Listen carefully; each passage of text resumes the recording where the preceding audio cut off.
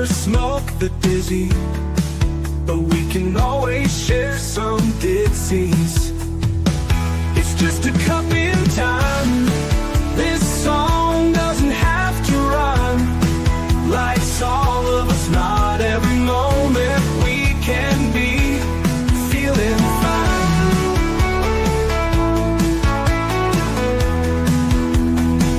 I wanna share a moment, just a second if you will, maybe even a cup of thrill. We could share this performance. It's tea time, come sit with me. Well, welcome guys, Miss Liz in the house, that's right. And this afternoon we had an incredible duo in the house with Empower Trip, but tonight we have an incredible man in the house, and his name is Michael Walton, and we're going to be talking about his APOC series. That's right, we're going to get deep and we're going to talk about his book series. But before we get started, you guys know how Miss Liz rolls. Get over to Facebook, Instagram, LinkedIn, TikTok, Spotify, YouTube, all of those good platforms. Give those a like, follow, subscribe, and get these tea times out there because they do make a difference for the guests and for anybody that resonates with the topics that we have on board. So let's get started with disclaimer and then a beautiful intro, and then let's get Michael in here. And tonight's tea that we're serving is identity, accident, and author. Those are the words that we are serving tonight with Michael Walton and his tea. Disclaimer for Miss Liz's Tea Time live show. Miss Liz's Tea Time is a global platform dedicating to sharing real life stories, diverse perspectives, and meaningful conversations that inspire awareness, healing, and connection.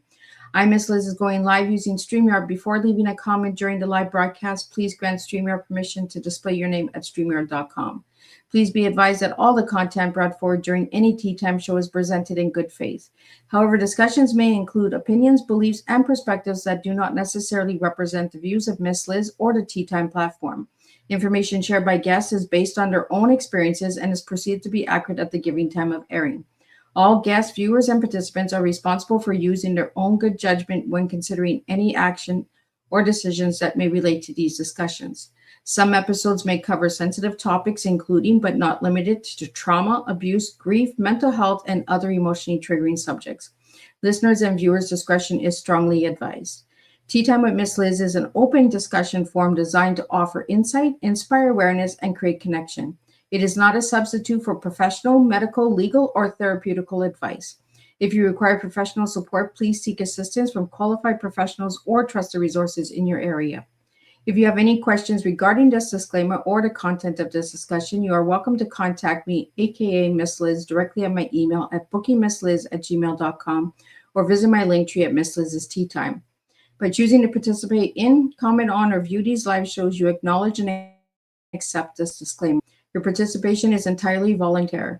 I, Miss Liz, welcomes you to join the conversation with an open heart, and if at any time you feel this platform is not right for you, I respect your wishes and decision and welcome you back whenever you're ready. Tea Time at Miss Liz is serving truth and awareness one cup at a time. Well, welcome to Tea Time where Miss Liz, where real stories meet real awareness and where lived experiences often become the most powerful teacher. Today's guest brings us a conversation that goes beyond fiction. Please welcome Michael Walton, author of APOC series. Michael's writing is deeply rooted in lived experience. His stories explore the realities of life on the streets, the struggles many people face, but few openly talk about, and the resilience it takes to survive environments shaped by hardship, choices, and circumstances. Through the APOC series, he transforms real-life lessons into powerful storytelling that reflects both the darkness and the determination that exists in the human journey. Michael's work reminds us that stories can serve as mirrors, helping us better understand the strength it takes to rise above them. So grab your cup and lean in. Tonight's Tea Time takes us from the streets to the page, where experience becomes voice and storytelling becomes awareness. And let me get Michael in here and let's spill some tea. Welcome, Michael. Thank you very much, Liz. Appreciate that. It is an honor to have you here, Michael. So let's get started with who was Michael as a little guy and who is Michael now? Okay. You want me to just dive in? Dive in. We dive in deep on this show. As a little guy, very busy. And I guess my nickname in policing kind of reflects that as well. I don't think I've really slowed down much. My nickname in policing is Turbo. Um, Within certain circles, I've been called many names, some good, some not so good. But Turbo's the one that's lasted the longest. Little guy, I was grew up in Northern Ontario, Canada. We lived, so my mother had me very young. She was 17 when she had me. She moved back home to live with her mother and her stepfather and the family because it was hard to make it on her own.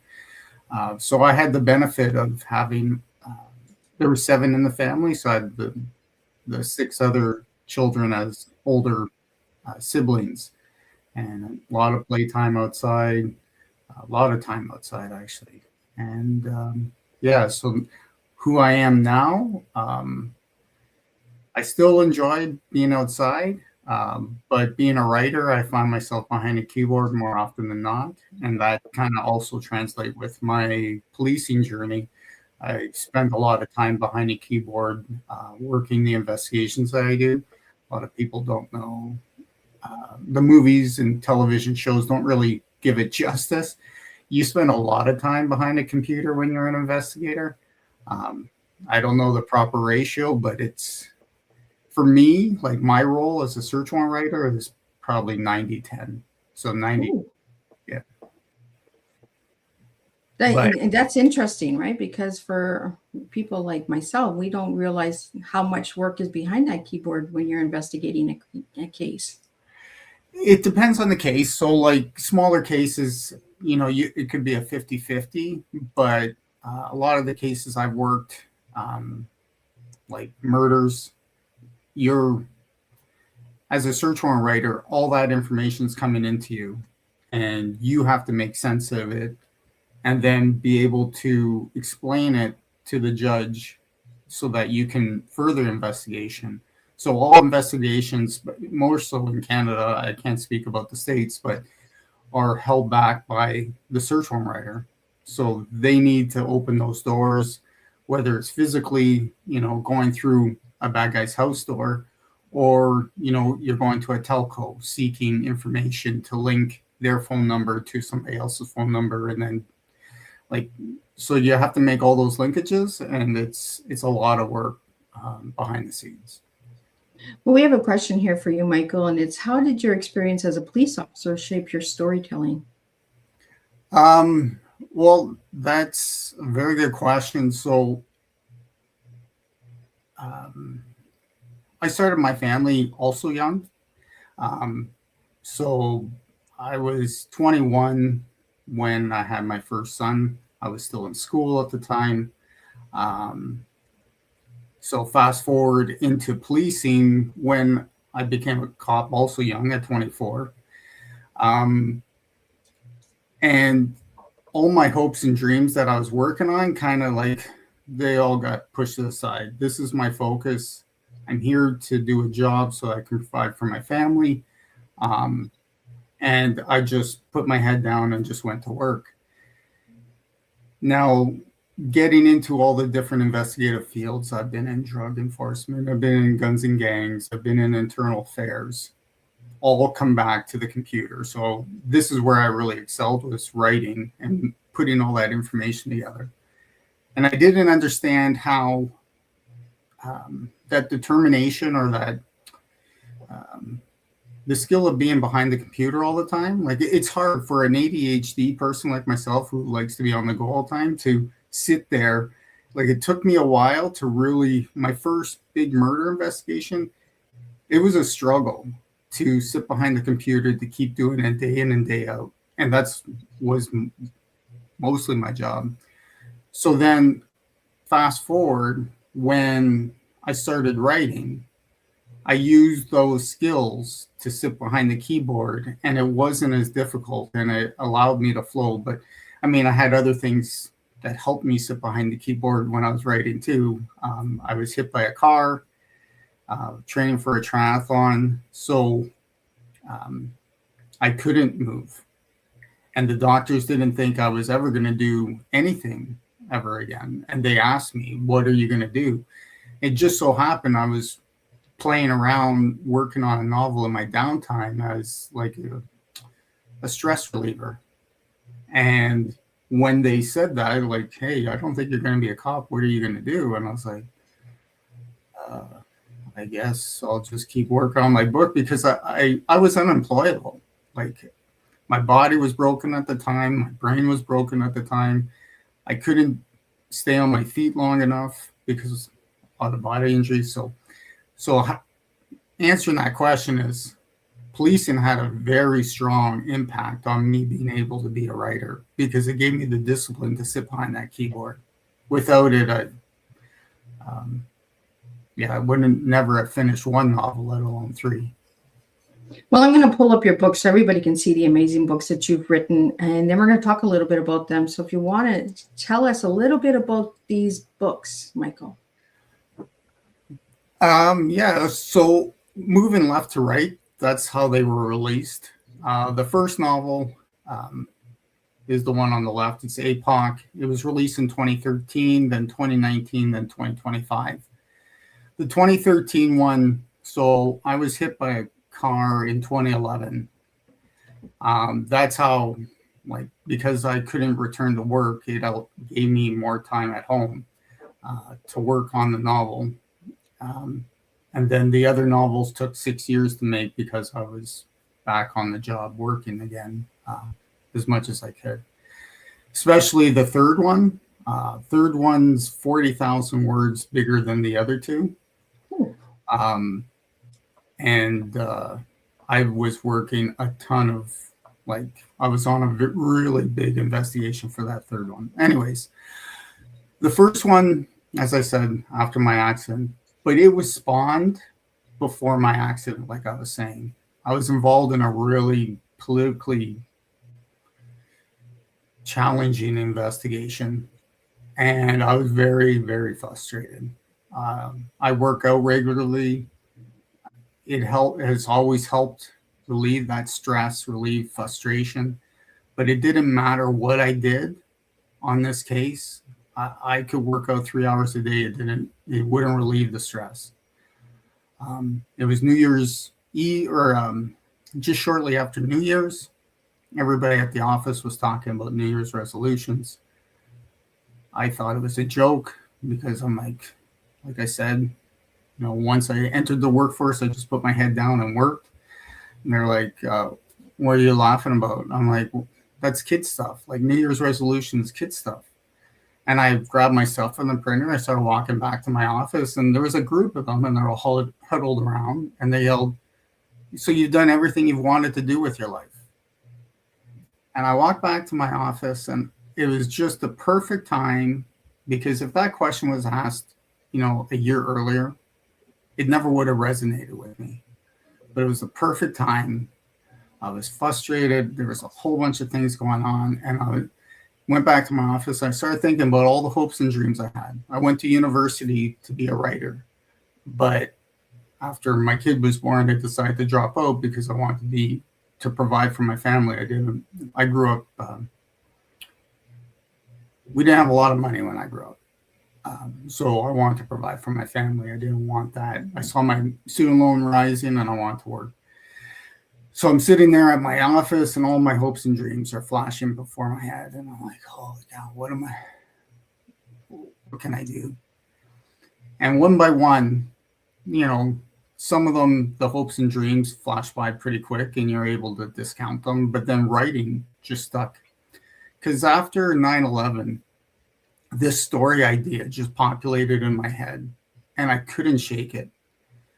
It haunted me up until the day I started writing it, which was right after this was brought up. So it just kept coming up, and I'm like, I'm busy. I have 2 kids. I have a job. I have this. I have that. I don't have time to write. And I just kept shelving it in the back of my mind. At that moment, though, after being asked that question, in that frustration, in that period of time, it just was like a flashing beacon saying, this is what you're supposed to do. Same thing after my car accident, that was the flashing beacon saying, this is what you're supposed to do. And here I am 3 novels later. Well, Michael, we have a question here, and the question is, what was the most challenging case that influenced your writing? Well, it would have been that one that I was speaking about. So politics, if you ask, so there's difference between police officers, there's difference between people.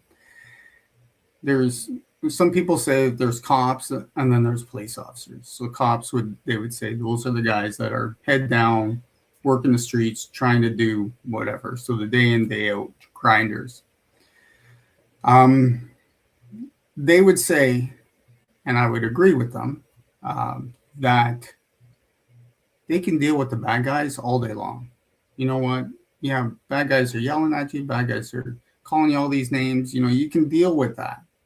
It's the stuff behind the scenes. It's the stuff within the office. It's the stuff in the courts. That's what really frustrates, is hard to deal with. It doesn't, because it's not commonsensical. Yeah. You deal, like, the law is black and white, but then when you move behind the scenes, it's not black and white anymore. It becomes a lot more gray. And it all depends on politics in some cases. This particular case was extremely political. I've worked corruption. Like I said, I worked internal affairs. So this case was just very political. And that's what was the frustrating part, because it wasn't operating commonsensically. It was operating with different agendas. And then the courts is another issue altogether. That's just hard to wrap your head around, because now you have a whole bunch of agendas trying to. Anyways, I could talk a lot about the courts, but I could talk about the courts a lot too. We could talk after the show about the.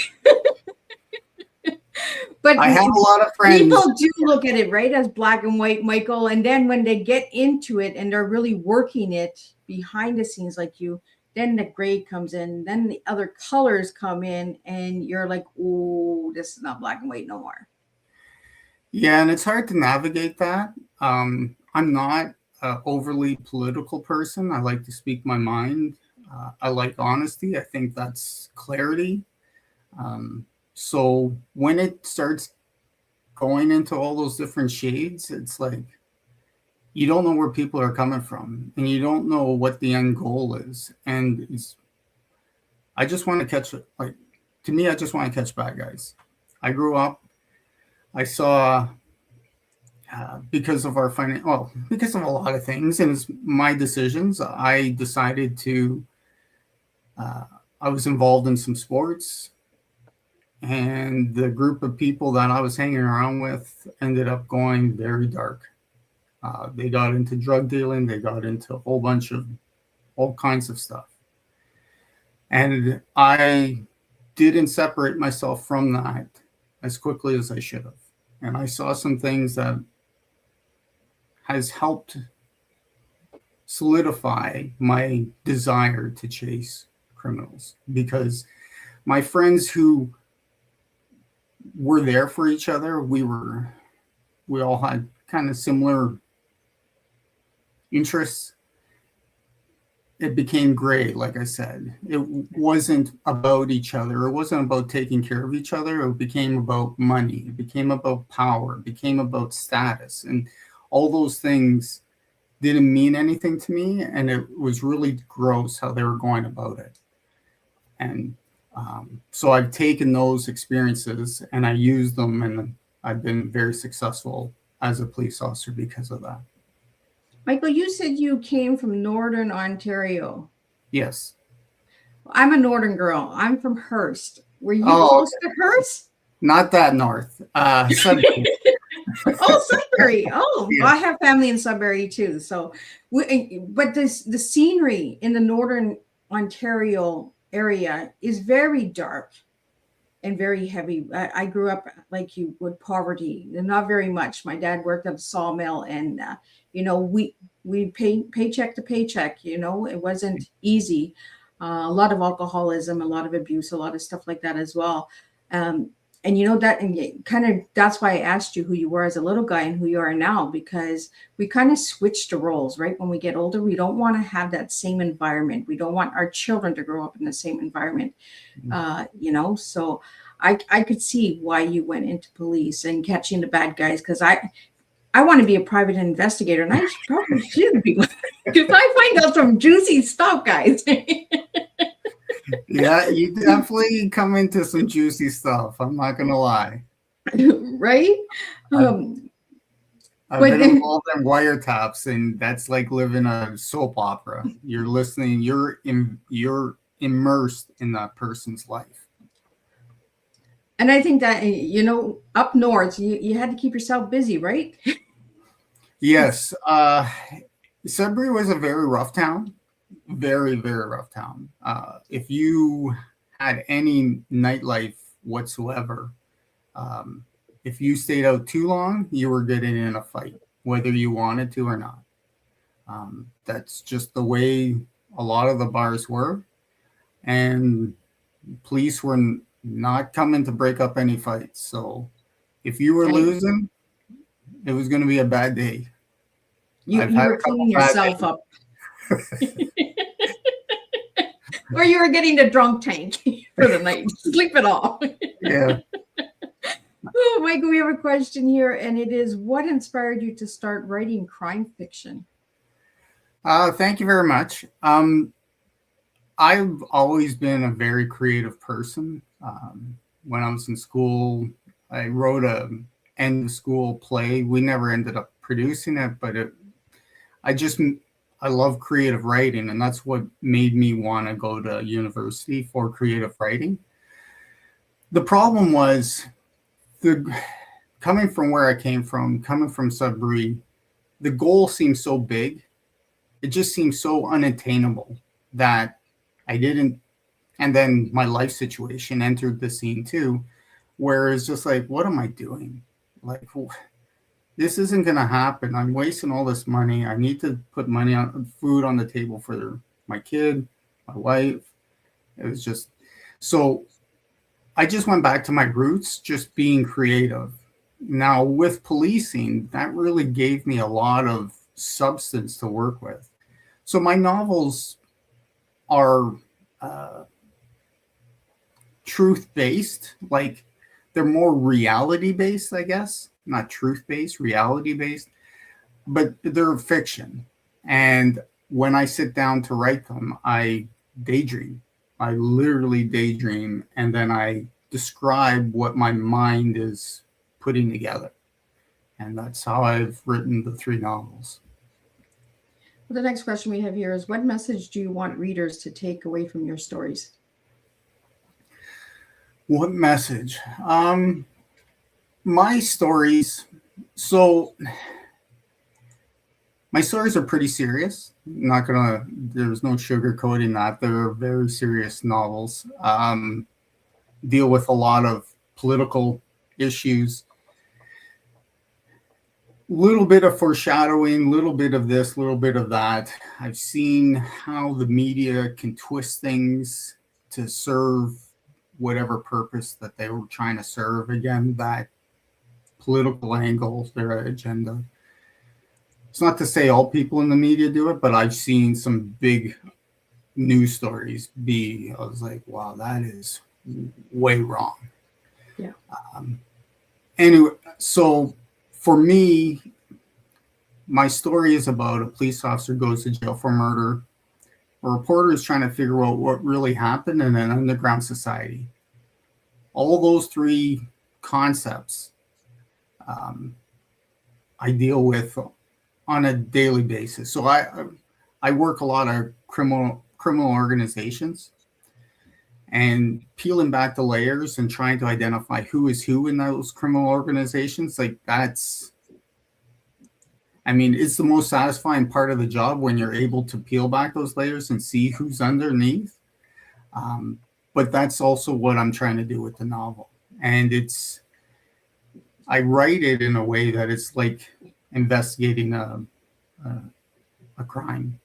You know, the first book gets you under so many layers. The next book gets you under so many layers, and you keep seeing deeper down the rabbit hole. The message would be, don't judge every book by its cover, even though I really love my covers, and I hope other people do too. But that's the biggest takeaway, is perspective. And I really played with that with my novels, because for years, and this, I like, that first novel was written in released in 2013, was when you see something in the media, even at that time, I was seeing stuff in the media, and like I was saying, it was kind of twisted, and people would jump on that bandwagon and say, "Oh my goodness, you can't be doing that," or whatever it was, but not understanding.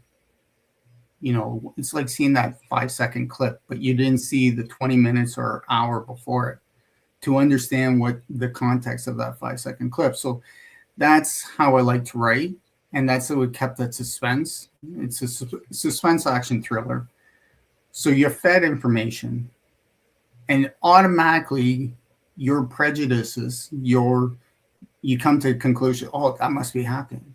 But then you keep digging under the layers, and it's just fun. It's fun for me. So you kind of get us to do the investigation through the storytelling. Yeah. I like it. We got another question here for you, Michael. It's, how do you explore identity through your characters? So again, with my novels, it's multi-dimensional. It's not just told through the perception of Miguel, who is the main character. It's also cross-referenced with the reporter. It's cross-referenced with some of the other cops or military. And it just shows all these different angles. And that's why you're slowly peeling back the layer, but you're seeing it through the perspective of all the different people. So until you see through all the different perspectives, you don't know the real answer. That's, I guess, the best way I can describe that. And that's how I explore the characters, is just multi-dimensional, showing it through different people. So did I catch right? You said book 1 came out in 2013. So when did book 2 come out? 2019, right before COVID. And how was that to write? Again, it was a lot of, I enjoyed it, but again, like I said, it was 6 years because I was back to work. So trying to piece off that time to finish it, the editing process, it's a labor of love for me. I'm not trying to pump these out. All right, the series is completed now, or the trilogy is completed now, but I wasn't trying to pump it out. I want people to have value and quality for their product. It's a labor of love. Like it's me. Like it's like a child to me almost. And I know that's probably really horrible to say, but I put a lot of love into it, and I want people to see that when they're reading it and see how all the pieces are interconnected. And it's like, I've had those comments, and that brings me, puts a smile on my face when people say, holy cow, how did you write that? How did you keep all those different perspectives going in your head? And I'm like, thank God, I've been blessed. So. I think I understand where you're coming from, because when you come from a Northern Ontario town, right, we're all told when we come from a little town that you're not going to be nothing. You're not overcoming this. You're going to stay in the dumps. You're going to, and then when you overcome and you do this, you're like, wow, I did that. I was the same way when I wrote my books for the first time. I was just like, I really did it. Did I do that? So did you sit with yourself and say, I wrote a book like in 2013 when the first one came out? Like, how did you feel, Michael? Yeah, how did I feel? I remember receiving my box of books once they were printed, and I hadn't opened them yet. And I opened that box, and for the first time to see the contents of my head or the computer, because it's not tangible. Like, it's just, it feels like you're daydreaming. It feels like not real. And you're spending like that one took me 2 years to write. So it's 2 years in my head. And when I finally held it, it was just like, wow. It was like, yeah, it was, I can't even describe, like, I want to say it's like my child, like, You just had a new baby, right? yeah, people probably hate me for saying that, but I love my boys. I was there for both births. I was in the room. I was so happy when they came out, but when the book was, when I received the book, it wasn't the same, but it was similar. I'll just say that. Right? And when you hold your book, the writing, all the time, the effort, the frustrations, the editing, all of that, and then you hold that book, there's no other feeling in the world. I've had 3 amazing kids too, but when I held my books, Michael, I was like a blubbering baby. I cried my eyes out. I was just like, oh my God. And it took me 9 months to write them, so I had a baby. But unless you do it, you don't understand the feeling. You don't understand all the work that goes behind it, right? And it's like an investigation, with the police station. When you're investigating, nobody sees all the hard work that goes in behind it. They're always like, well, catch the bad guys, like today, like right now. 30 minutes, you got 30 minutes, catch this person. CSI, it's in an hour. Right? It's like, it's not happening, and then when you write the book, and that's why I reached out to you to be on Teatime, because I was like, I could see that look in your eyes. And when you did that interview with CBC, I could see it in your eyes that you had overcome that fear, that little boy of not being anything. And look what I did. This is my book. These are my words. This is my thoughts, my perspective on a piece of paper, and someone's actually appreciating it. Well, okay. Now you're trying to cut me deep. That's what I do on Teatime. I cut deep. So we go deep on Teatime. We go down that rabbit hole. I'm going to say this. I'll let everybody make up their own mind. When I started writing my book, like I said, I was dealing with all the political frustration. That's when I first started writing it. The relief I had, like I was saying, I used to work out. I was trying to relieve that stress through exercise, and it just wasn't cutting it. When I started writing, the relief was almost instantaneous, and I cannot describe how I felt. But I can say that nobody could tell me no. I had power. I had authority. It was mine, and nobody could take it away from me. There's a lot I can say about that, because there were some people within the community, policing community, that were not happy about me writing a book. I'm sure. They tried to make it as difficult as possible. They tried to actually make it go away.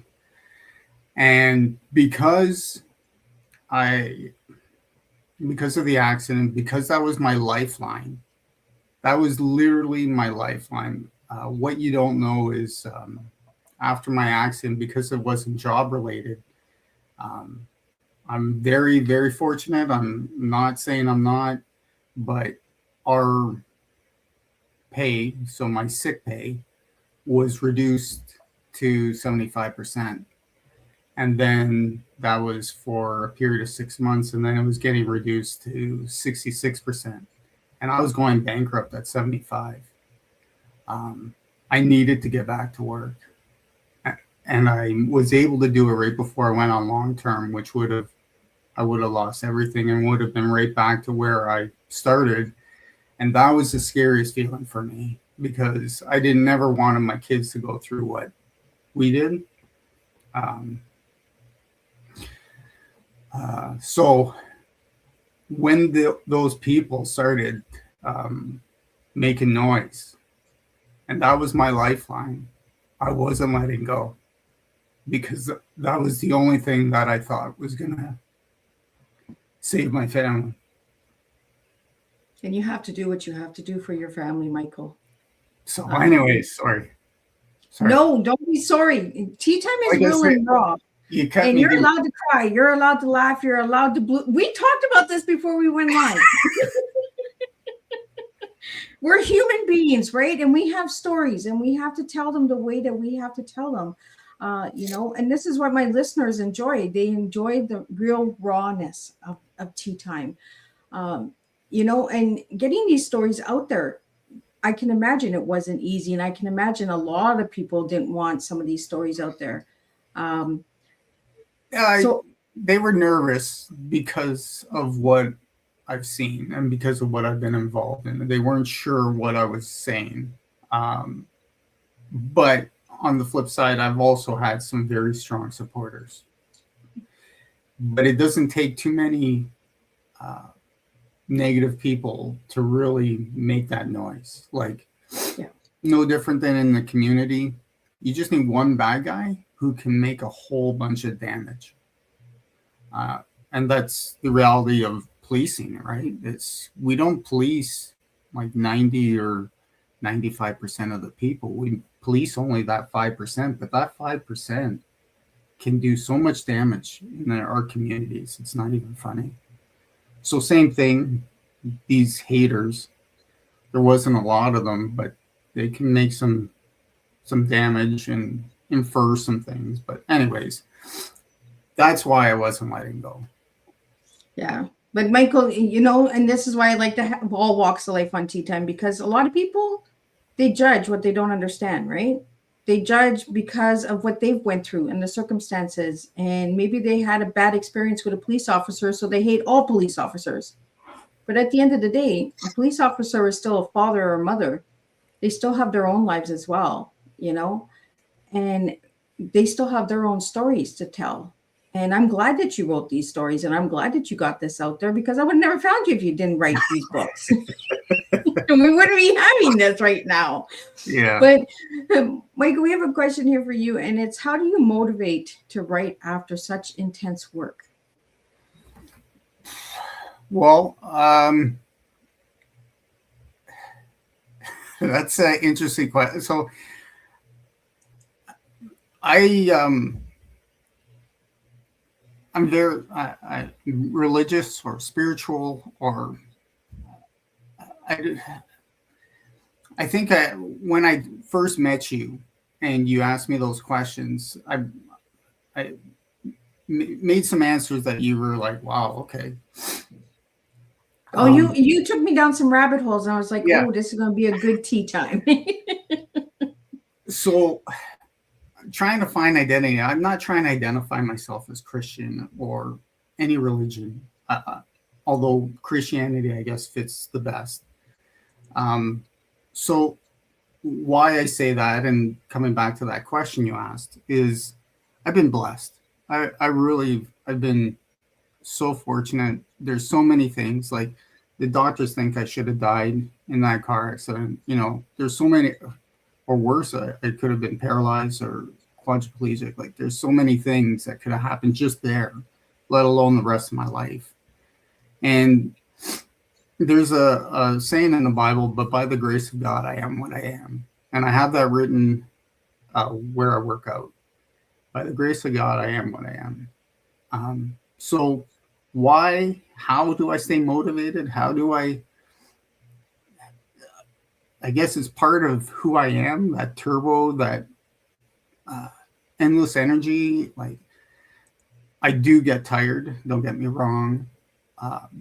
But when I have a goal to strive for, I'm trying to get there. I'm always trying to work towards that. And that goes for the same in my writing. So yes, some weeks I'm working 70, 80 hours a week.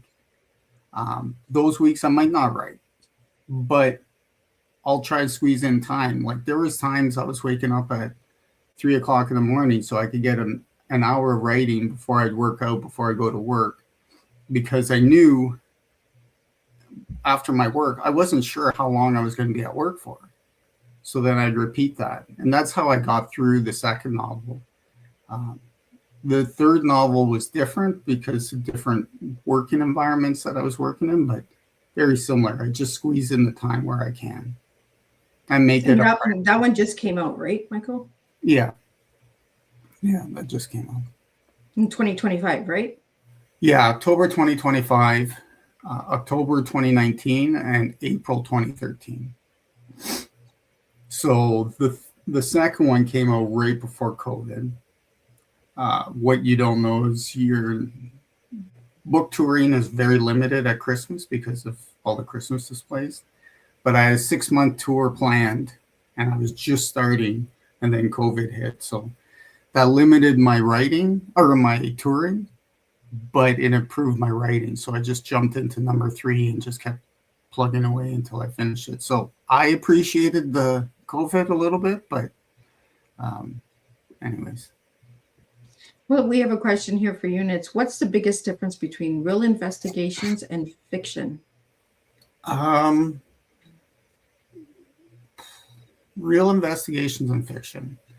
Well, real investigations is so multidimensional as well. Is that I think it would be quite boring if you went into all the aspects of a real investigation to try to write it to make it make sense. You want to stay, for at least for me, I want to stay on the more relevant, the bigger pieces. But in order to get to those big pieces, and even as a search warrant writer, same thing. Like there's a million steps that we do to write a paragraph in, and some of my search warrants are 300 pages long. So in order to write that one paragraph, sometimes that's like a month worth of work, all compressed in one paragraph. So the difference is just focusing on the highlights, keeping the story moving. You don't want to get bogged down on all the details. Like I know there are some big name authors who have done it. Tom Clancy, for one, who used to get really bogged down in the details of describing, you know, a weapon or a machine. But for me, the way I pace my novels, it's very quick. So I'm just hitting the high points and just trying to keep the reader engaged and not bored.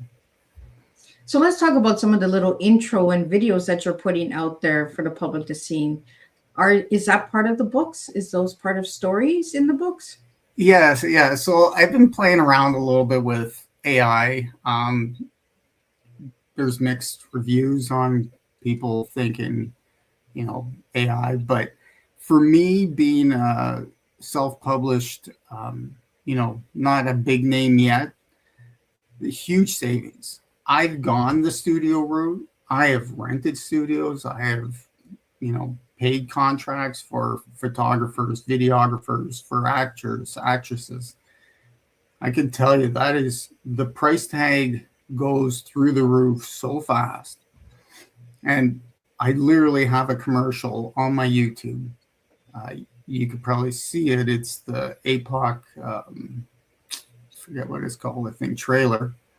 I think it's 30 seconds. And that thing cost me several $1000s to produce. So using AI, I'm spending $200 a month at most for these programs. And I'm taking those photographs that I've paid all these photographers over the 15 years, and I've just making them do different things. And wow. But yes, so getting back to your question is, they're part of the story. I use those photographs. I purposely had those photographs taken because they're part of the story. I'm gonna bring your books back up, Michael. Do you want to tell us how you got the name APOX? Yeah, so my first novel, I had it like as written as the book. Like that was the title on my Word document, the book. I didn't have a title for it. My main character is Miguel Mejia. He's named after my father, who I was trying to find my whole life. Turned out like He's a Colombian, lives in Colombia. But I was trying to find him, and that was part of the goal with my novels when I decided to go that route. But I didn't know what to call the novel itself. And I'm sitting there, I'm racking my brain. And I did the same thing with my children. So very similar. I went through so many baby books looking for my boys' names. I can't even tell you. But I'm laying in bed with my boy. I'm reading bedtime stories. And my brain's still cycling as I'm reading these stories. And all these names are popping in. And then I focus on apocalypse. And I was like, apocalypse. I like it, but I thought it was going to be too used, too cliche. Yeah. And I was stuck on it. I just kept repeating it several times. And then I just, APOC. Yeah, I like APOC. So I Googled APOC. There was no other novel titles named APOC. I chose the K because the Greek definition of apocalypse is spelled with a K. So if you look up apocalypse and just ask how it's spelled in Greek, and spelled with a K. But the meaning is different. So in English, we always think apocalypse is end of the world, catastrophic destruction, all this. In Greek, it is to reveal. Oh. And I was like, yes. Because for the longest time, I was quasi undercover cop. I was plain clothes. I was always behind the scenes. I never wanted people to know who I was because, as I said, I was going after organized crime. So everything is registered in other names. I don't have very many things registered in my own name. And then I'm in this accident and I can't be a cop. But I was thinking at the time, okay, well, if I'm producing this book, I need to use something to promote myself. So I needed to reveal myself as a cop. So I thought the APOC, the apocalypse, Greek definition, fit the term for myself, for the novels, because like I said, it's peeling back the layers and revealing things as you go. And I just thought it was a great fit for both my life and for the novels. I like it. And the way that you picked the name, I like it too, because that's how I picked my son's name. I was just laying in the bed. My girlfriend had her baby before we did. And I was going to name my son Christopher. She already had the baby before me a couple hours earlier. She named her boy Christopher. And I was like, we're not doing this. We're not having two Christophers.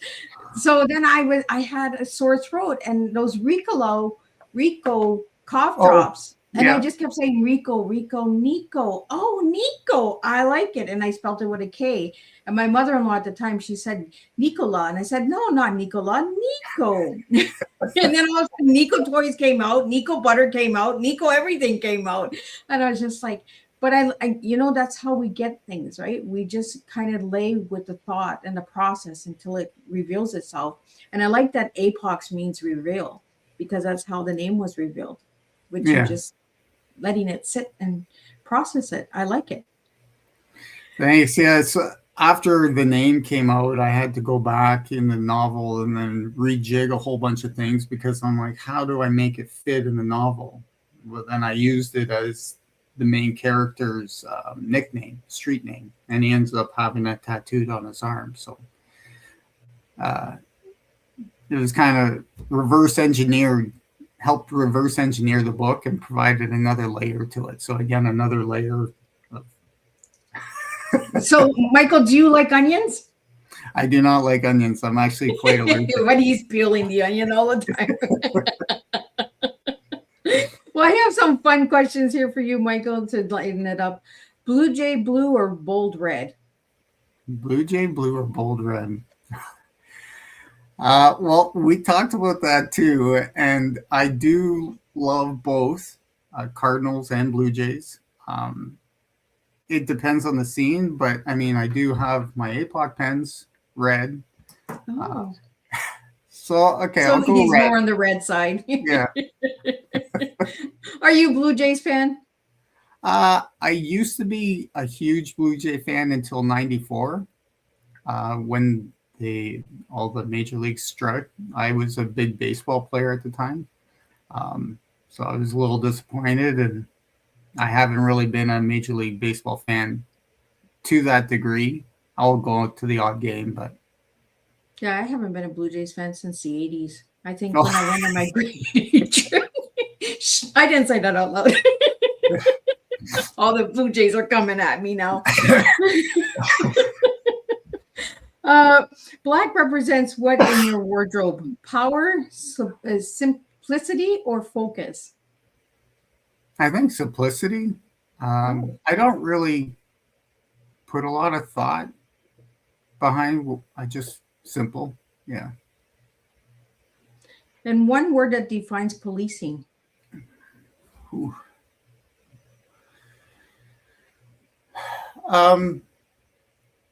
I truly believe policing is an honorable job when done properly. I think it serves a fantastic purpose, and I've seen a lot of positive change from doing my job. I've worked with a lot of people in bad situations and tried to help them through that. Help comes in many different ways. So I would say honorable. And writing feels like blank. Writing feels like blank.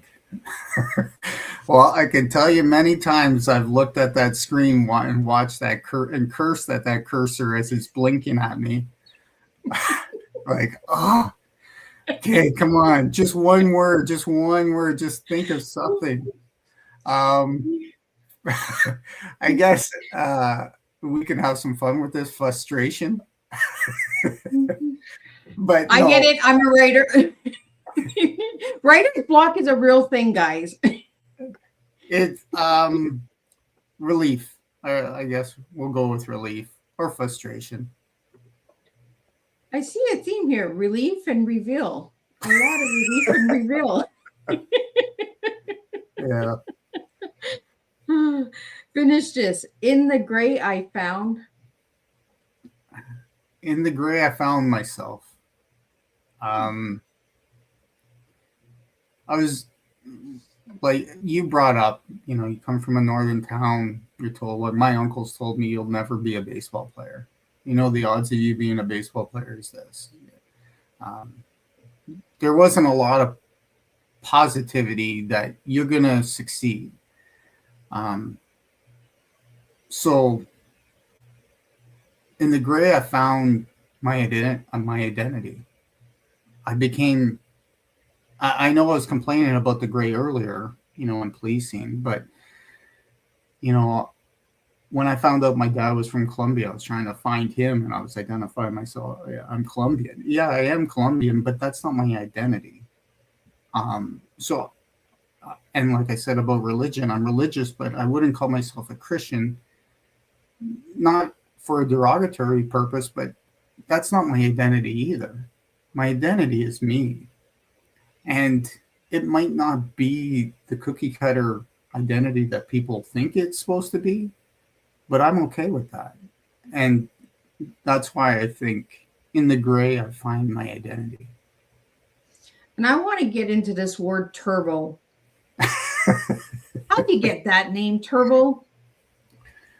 Well, different people attribute it to the how hard I work, how quickly I get things done, how I never stop. I can turn one search warrant into multiple search warrants because I can find. I never want to stop. I just want to get the bad guy. But it actually didn't originate with policing. It actually originated from party time, and it's red light, green light for me in many aspects of my life. When it's time to party, I party pretty hard. And one night I was drinking Red Bull vodka, and I was getting pretty rambunctious, I guess is a good word. And the people around me just started calling me Turbo because I was wound up like a clock spring or something. I don't know. And then Isn't there a cartoon or something called Turbo? It came out many years later. But most people don't know the party story. They only know that's just Mike. His name is Turbo, and he works all the time. They just attribute it to work, but it actually started with partying. And Turbo was a snail, wasn't he? He was in that cartoon. Yeah. Everybody check out that cartoon. We're promoting Turbo. Yeah, I forget what studio actually made that. I don't know if it's Disney but yeah, I've never watched it. That was an actual good one. And Michael, what do your boys think of you today? Whew. I'd have to bring them in. I don't want to speak for them, but I think we have a very good relationship. After the accident, it definitely refocused my energy and my attention. As I said, it's not uncommon to work 60, 70, 80 hours in a week, and that doesn't leave too much time to be with the kids. After my accident, I was at home. I couldn't leave, so they were stuck with me. So we have a really good relationship now. We did before too. Whenever I was home, I did everything I could to be with them, but it's a very fine balance. When you're the breadwinner, that job means coming from where we came from means a future for my kids. So working those hours meant a future for my kids. Without the job, there's no future. So it's very hard to have both. Luckily, I have a very supportive wife who's been there to help on the backside while I'm out doing what I do. And what do they think of the books? Both, unfortunately, I don't want to admit this, but both of them aren't really big readers. My youngest has read the first novel. He enjoyed it. He compared it to many novels. He did get into reading a little bit after that, but then he compared it to oh my goodness, it's a big movie, huge movie, Hunger Games. Oh. So he thought it was similar to that, but obviously more grounded in reality and present time. But yeah, they're very supportive. They wear my swag, like I'm wearing my shirt right now. My youngest, yeah, it was just, they've been extremely supportive the whole time. I'm very fortunate for my family. I always ask that question because, sometimes our kids are like, Mom, don't write a book. Like when I first started writing, they're like, Mom, why are you writing a book for? And I was like, because I want to. Yeah, like my oldest is traveling up to Sudbury to be there for this quasi book launch in Sudbury Easter weekend. So they're pretty excited. They like being around it. And like I said, I don't like putting words. Yeah. I would let them come and talk to you personally. I don't want to put words in their mouth. Okay, so let's talk about this Easter event that you have. Because Easter's coming. So where can people find this event that are in the Sudbury area or want to travel to Sudbury? So it's at the Sudbury Indigo. It's really coming from Sudbury, going back there with the finale from my trilogy. I'm really happy that they're hosting me and having me in. I'm going to have lots of family and friends that are coming to support me, who have always come to support me when I release the other two novels. And yeah, I've been so very fortunate. Cambrian College, they had me in as a convocation speaker a couple of years ago. They're coming out to support me. I've been very fortunate, and and with you, thank you for having me on your show, and thank you for all the questions that people have called in. Well, for me, it's only the universe. The universe just makes me reach out to people or connect to people. It's just like, nope, there's something here. I got to get it. And knowing how we come from the north, I know how hard it is and how hard to get ahead is. We come from an area where not a lot of people get out of that area, and they stay there for many years without accomplishing anything. So, Michael, what would your final message be for all the listeners tonight, or for anybody who would like to get into police, for the youths and the teens and all that? Again, it's an honorable profession. Do it for the right reasons, and you will never be disappointed. And I think you do that for everything. You know, the writing, do it for the right reasons. I don't write for my audience. I write for myself, and that brings me happiness. You know, that's what that stress relief is. And that's how I said, you know, I can write what I want. I'm writing. I have full control. Same thing with everything. Like if you go into, you know, podcasting or policing or writing, do it for yourself, do it for the right reasons, and you'll never be disappointed. It's when you start looking for those other angles, I think that's where you can be disappointed. I've seen a lot of people in bad situations.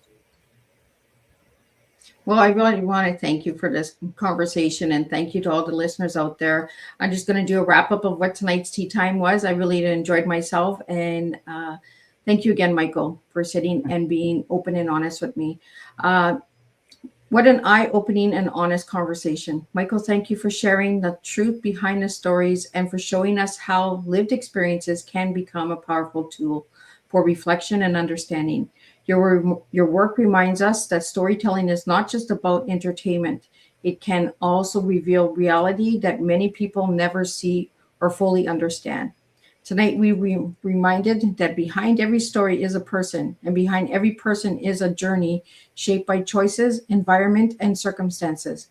When those stories are told with honesty, they create awareness and invite deeper compassion. To everyone listening, here is something for you to think about after this tea time.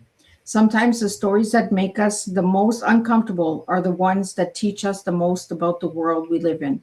Until our next cup, share, keep listening, keep learning, and keep seeking understanding beyond the surface. And I'll see everybody same time, same place next week, and we'll do this all over again.